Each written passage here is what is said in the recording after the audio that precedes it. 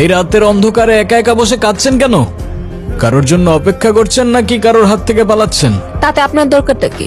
Please আমাকে একা থাকতে দিন তো। এত রাতে একটা মেয়ে একা একা বসে কাঁদছেন, একা থাকতে দিলে পরে কোনো প্রবলেম হলে আমার অনুশোচনা থেকে কি আপনি বাঁচাতে আসবেন আমায়? আমি কেন আসতে যাব? তাহলে কোথায় যাবেন বলুন, আমি পৌঁছে দেই। জাহান্নামে। জাহান্নামে?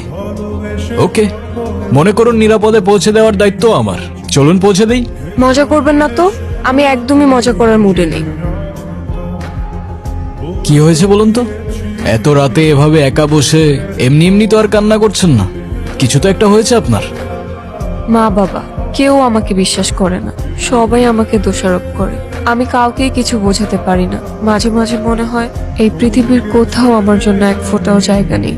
আপনার কথাগুলো কেন যেন খুব রিলেট করতে পারছি আমি। আমি দেখি এই শহরে মানুষ